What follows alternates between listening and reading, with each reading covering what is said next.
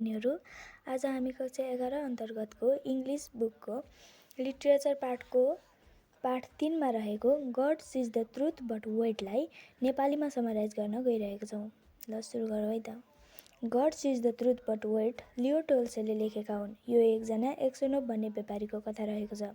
उनी भ्लादिमिरका व्यापारी थिए। उनी विवाह अगाडि एकदमै बिग्रिएका मान्छे भनेर चिनिन्थे। विवाहपछि उनले नराम्रा बानीहरू सबै त्यागेका थिए। एक दिन उसले उसको व्यापारको सिलसिलामा नेज्नी फेयर जाने प्लान बनाउँछन्। त्यही प्लान बनाएको रात उसकी बुढीले एउटा सपना देख्छे जसमा एक्सोनोभ एकदमै बुढा, खैरो कपाल र दारी भइसकेपछि मात्र घर फर्किएका हुन्छन्।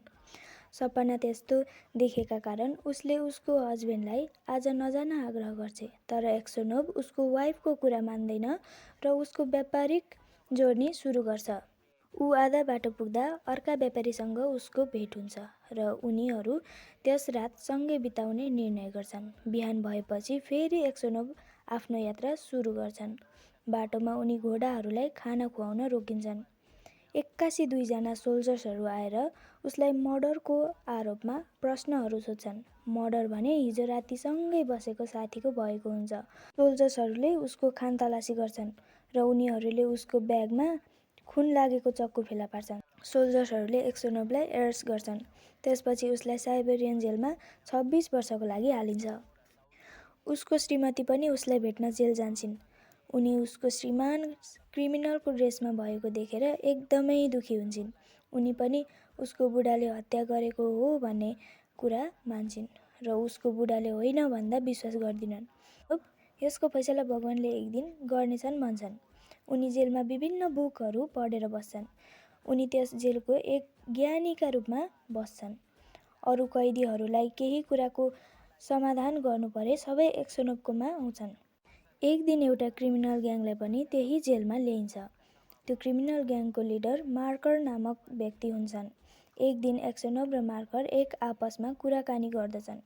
त्यतिखेर एक्सोनोभले थाहा पाउँछन् कि व्यापारीको हत्या गर्ने व्यक्ति उही मार्कर रहेछन्। एक रात मार्कर र उसका साथीहरू जेलबाट भाग्ने प्लान बनाएका हुन्छन्। त्यसको लागि उनीहरूले एउटा टनेल बनाउँछन्। एक्सोनोभलाई उक्त टनेलको बारेमा थाहा हुन्छ तर गभर्नमेन्ट अफिसरहरूले सोधपुछ गर्दा भने उसले सत्य लुकाउँछ।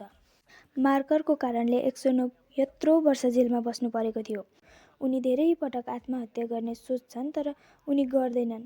उसको श्रीमतीले पनि उसलाई घृणा गर्छे भनेर ऊ अब कहिले पनि घर फर्किदिन होला भन्ने सोच्छ। फाइनली मार्करले मैले नै त्यस व्यापारीलाई मारेको हो भन्ने कन्फेस गर्छ। त्यसपछि एक्सोनोभलाई रिलिजको अर्डर मिल्छ तर एक्सोनोभ मरिसकेका हुन्छन्।